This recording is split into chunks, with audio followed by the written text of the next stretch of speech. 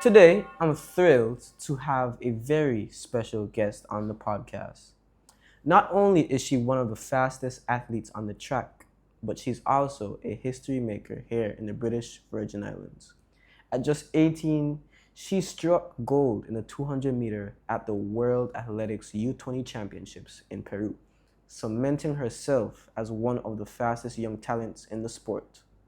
A multi-Carifta gold medalist, an Olympian, and now competing on the world stage, Adaejah Hodge is an inspiration not just to those in the Caribbean, but to people everywhere.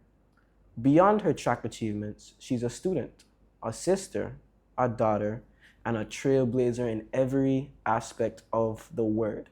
So let's welcome the phenomenal Adaejah Hodge to the Dakari Unplugged podcast. Boom!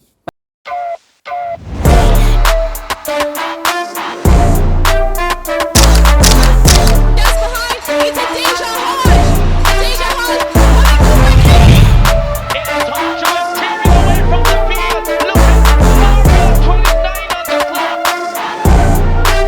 It is a massive personal best. It comes back at 11:28. The Carifta record barely survives. But Adaejah Hodge of the British Virgin Islands wins Carifta gold, and she's delighted. That was a stunning performance.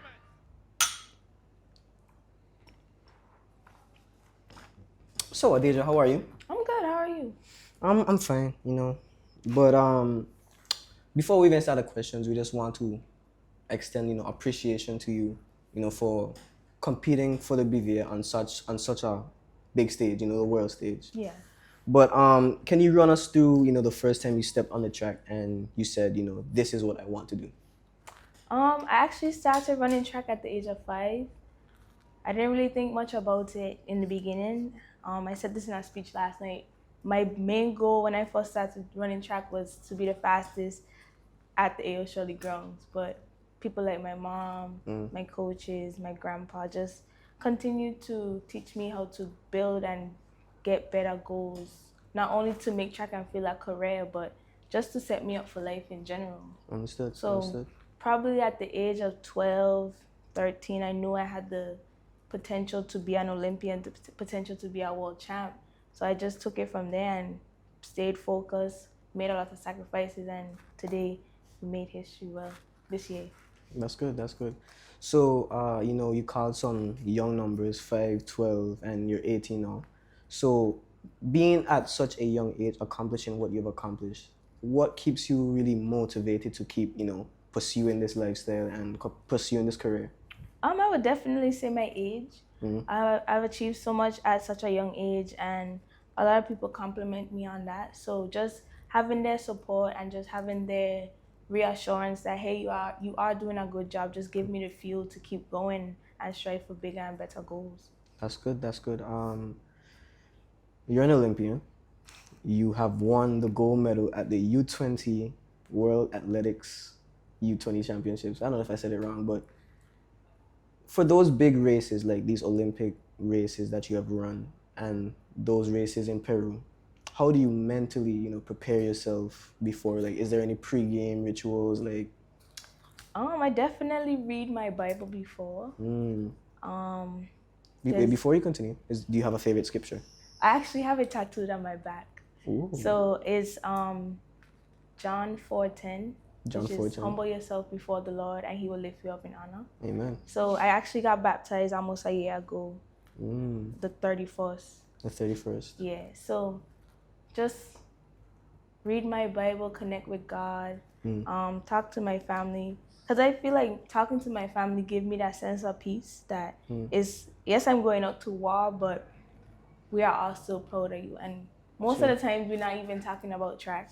Talking It's about life in general. Just cracking jokes and stuff. So they also calm my nerves before I go out there and run too. That's amazing. You see, when it comes to racing, right? I want to scrap this question because I was going to say some BS, but cut. No, don't cut it. You just leave it. I'm gonna edit it up. But all right. Okay. Being as you've competed in multiple events at Carifta and, you know, Peru, Olympics, so on and so forth. Yeah. You know, I've seen you in the 100, the 200, long jump. Out of those events or any other events that you do, what would you say is your favorite and why? I guess I always say this: the 200 is literally my husband. We are married. Because when I first moved to the United States, I'd never ran a 200 before. Still to this day at the AO Shirley grounds, at the development meets, the kids run 150s. So my coach challenged me to run the 200, and from that day, it was like love at first sight. So the 200 is definitely my favorite race. Not only because it was my first challenge when I moved to the States, but also because it gave me more time to think about the race and actually execute the race better. I feel the 100 is too fast and the long jump is way too inconsistent. So Speaking about favorites, out of every place that you know competed at, like what was your like favorite specific race? Like for instance, you would say like the 200 at Peru or an Olympic race. Do you have any favorites? I think my favorite race ever in life had to be, it wasn't even a race. I think it was the long jump at Carifta Games in Jamaica. I feel like, because I was in third, and it was shocking to me because I did my research and I was like, yeah, man, I can win this one. And just the elements, the wind wasn't in my favor. So I was in third and I had to run to the 200, run back from the 200. Yeah, I did a lot of back and forth, but that showed me like just trusting God and everything will happen. And on my last jump in the wrong spikes, rushing, wow, I won. So it was just that moment really set me to be a firm believer in God. I like the fact that you're religious. I like it. When it comes to, you know, you being in the starting blocks or you're about to start the race, I'm not talking about like pre-rituals, but what goes through your mind? You know, like, are you worried about the competition? Is your mind blank? Like, what really goes through your minds in the starting blocks?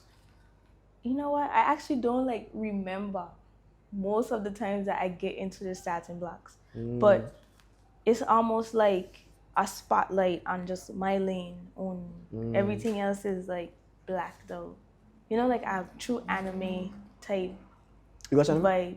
A little bit, just a little bit. Okay. Not too much. Just a little bit. Okay.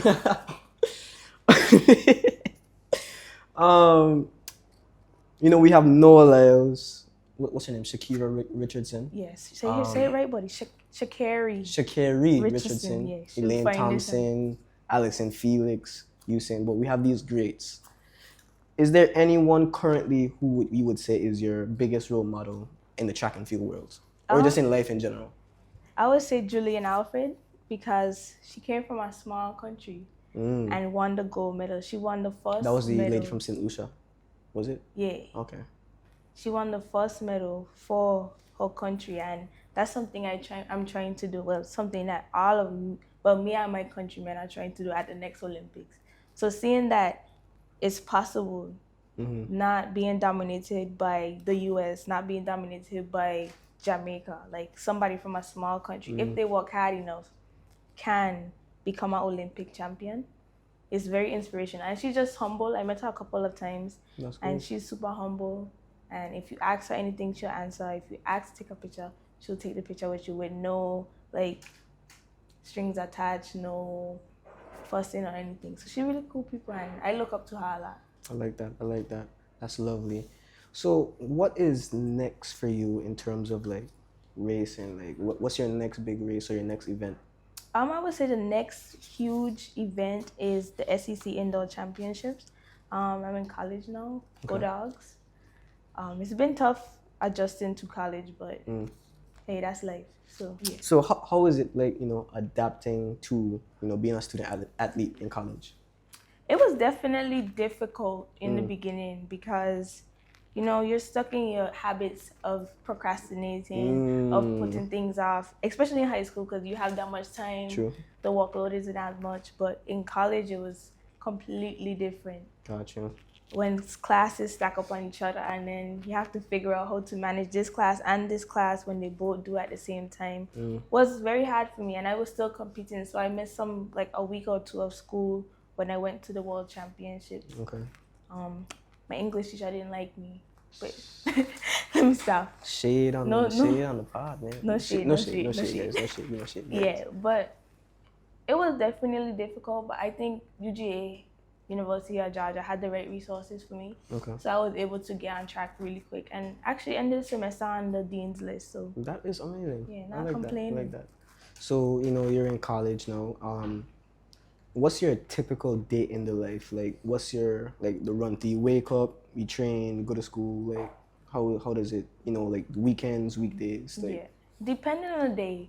But I'm going to give you the hardest day that I ever had to do in my life.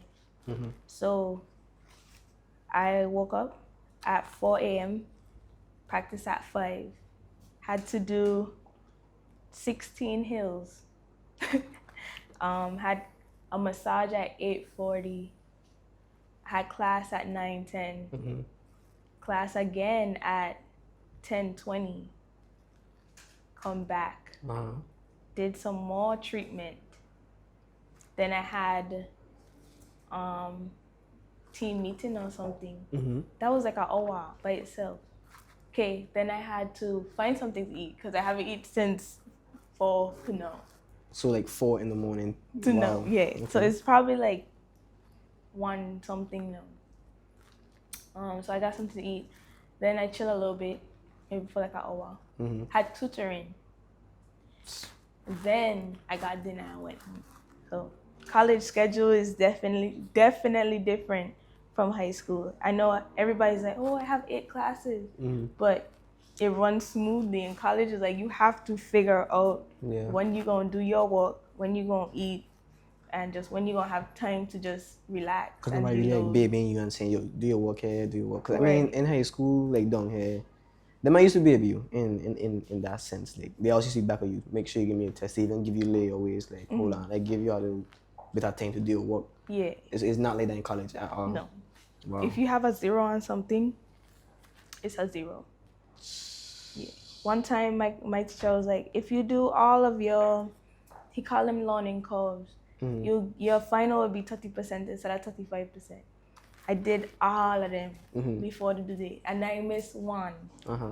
So I did it. It was like 2-3 minutes overdue, and it was 0, and my final was 35%, even though I do the rest of them on time. So like, it's just stuff like that as accountability and stuff college teach you. But you are managing though. Yeah, it's cool.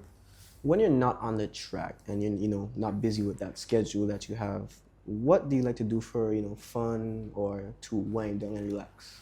Definitely sit on the couch, eat popcorn, and watch Netflix. What? Do you have a favorite series? Ooh, right now I stuck on like Gossip Girl, old type. I probably watch Pretty Little Liars after that. Okay. Or I on Disney Plus watching like old cartoon like Fish Hooks. Fish Hooks, I never heard of that. Okay. What? You should watch Fish Hooks. Wait, have you ever watched, Bridgerton? Yeah. I love Bridgerton. I watch Bridgerton and Queen Charlotte. To me, Queen Charlotte is the best. Right, it's way better than Bridgerton. The storyline is just amazing. Intricate, man. Like the plot twist at the end was facts. It was amazing. But other than that, you are a busy girl. I do realize that. I thought I was busy, but you wake up from 4 to, like 8 or 7? And then people get mad at me when they calling me at 9:30 and I'm asleep. I'm like, dog, were you up at 4 o'clock this morning? No, you weren't. So let me sleep. Wow. Okay, so we have a lot of young people in the British Virgin Islands, not just here, but all across the world. Yeah. Who want to do certain things, like want to pursue their career. And, seeing you on TV, they have inspired you. I know I saw this one TikTok edit. I think you reposted it as well, like where the girl said, I want to be like her. Did you see it? Yeah, that was so cute. So when you see stuff like that and they, I'm going to advocate for them and ask you on behalf of them, what is one piece of advice, you would give to these younger people or just people in general, what is the advice that you would give them to keep them motivated or keep them pursuing their career? It had. Yes, I would say sports and life, they pull in opposite direction, but they teach you the same lesson.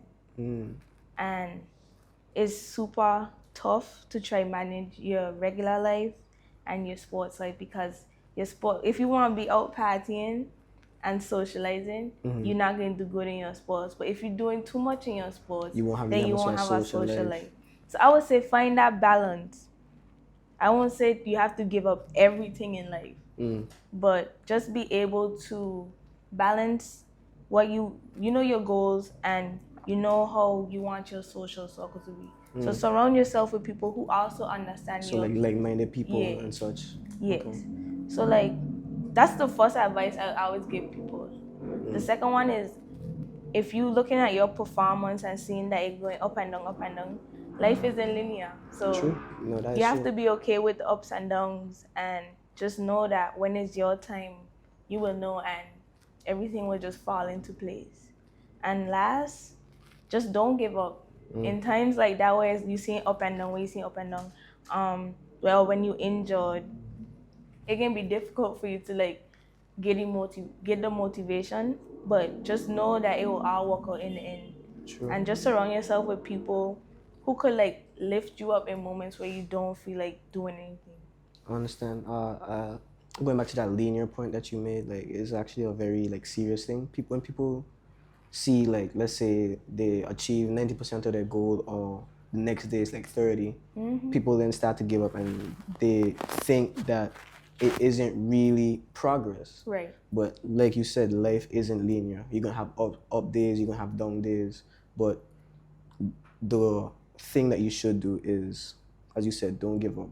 And it's easy to say, in theory, it's good to say don't give up, but you just have to keep yourself motivated and just it's hard. But enough of those serious questions. We're gonna ask some fun questions, right? Do you eat tart?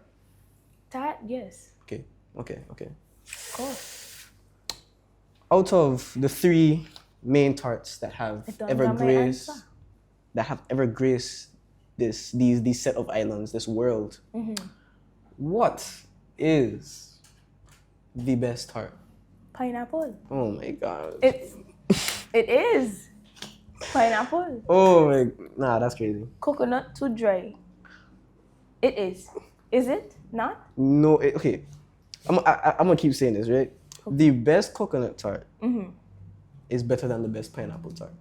No. I ain't gonna lie. In terms of consistency, pineapple tart is always giving you what, right. You know what I'm saying? It's always eating, and I'm a person that consistency. Even though life ain't linear, I know where to find my consistent moments, and that is in my pineapple tart. You know? I ain't gonna lie, you cooking me right now, but still, coconut tart is just superior. I don't even know who to make good coconut tart. See, you don't even know. But everybody didn't make good pineapple tart. No. Unless you don't know to make tart in general. Okay, so coconut or guava? Coconut. Okay. Coconut second, please. Okay. Is it a fast second or ain't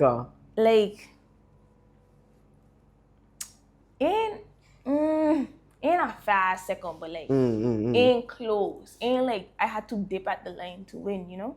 So we're talking about a 1 second gap, 0.50 second. 0.50. 0.50. 0.5 is It's still a lot. It's still a lot. But 0.5.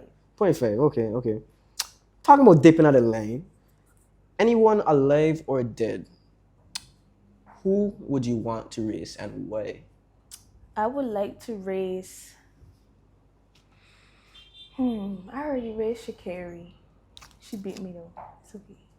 How did I not see this? Did you guys record it? It was a small meet at our school, because the high school that I went to, her training group also used to train there. Okay. So we had a little scrimmage meet. Okay. Yeah, she beat me. It wasn't by a lot. But she beat you? No, it was by a lot. Yeah, but she beat me. Dead or alive? I would like to race the first woman to ever run at the Olympic Games. The first in one? The sprint. Okay. Because I just want to show the evolution. You know, like how the technology has changed, like the spikes, you know, the farm and stuff. I'm not a beta, but like just to like demonstrate. Just to demonstrate the evolution that occurred. That'd be fine. Okay. Go-to cheat meal. Chocolate chip pancakes from IHOP, or strawberry banana pancakes from IHOP, or cinnamon toast crunch. Oh, that's the whole menu. Pancake. The whole menu. From IHOP. The whole menu, right? Or Kiki's pancakes. Is Kiki somewhere from here or in the States? In the States. Okay. Oh, from here? Yeah. I mean, for here too. From here, definitely a Johnny Cake, bacon, egg, and cheese from Crandall. You have taste in them. I realize you have taste. Not with the pineapple tab, but you have taste. Crandall, like, okay. You eat beef patties and stuff like that? Yeah. Okay. That's another cheat meal too. Okay. Because I ain't supposed to be eating that for real. Coach Carol, if you see this, I ain't had no patty this trip. She lay. But I did have 2 Johnny Cake, bacon, egg, and cheese. Ooh, okay. Growing up in a Caribbean household, right? You do something like extremely wrong, you know, you get licks. For the States, people that don't understand what licks is mean that you get the belt. You understand? So have you ever, you know, experienced that, right? Mm-hmm. Okay. Every Thursday I used to get licks. I was just bad as a kid. Okay? Oh. Every Thursday I do something. Why Thursday? Thursday was just your day. Thursday was just the day for me to act up, you know? Yeah. Okay. So, on the track, we have a little debate. On the track, who do you think is faster? Your mom chasing you with the belt or you? The real answer is, if you put a lizard behind me, I win. If the lizard chasing me, I win. But I got to give to my mother chasing me. You know? Because there's a lot of passion behind it. Yeah, You know? she really want to hit me. She have a motive. Yeah. But why a lizard though? Why not a dog? I just don't like them. They make me ick. The lizards are cute. No, they're not. They're not cute. You have a favorite animal? I like orcas. If I could get a pet orca, I would. I heard they are very dangerous and they could... No, they just misunderstood. They just misunderstood. That's what I said about my ex, guys. But... No, man. No, man. To me, I would say my favorite animal is a guinea pig or a hamster. Why? They're just so cute. Like, no. I mean, they look like rats, but still, like, they're cute. That's a big rodent. No, it's cute. Like, if I had a guinea pig, I'd just be like, here, hold the guinea pig. And I'd just be like, get it. Get it. You know what? I don't think I really have any more questions for you, and I just want to say that I really appreciate you, for coming on here and answering these short questions. We do have a gift for you, but we're not gonna show it on camera. Oh, I love gifts. Thank you. But I just want to say thank you for coming on the Carry Unplugged podcast. Oh, nice name, man. Thank you for having me. No problem. Anyways, guys, we will see you guys on the next episode. Bye. Bye.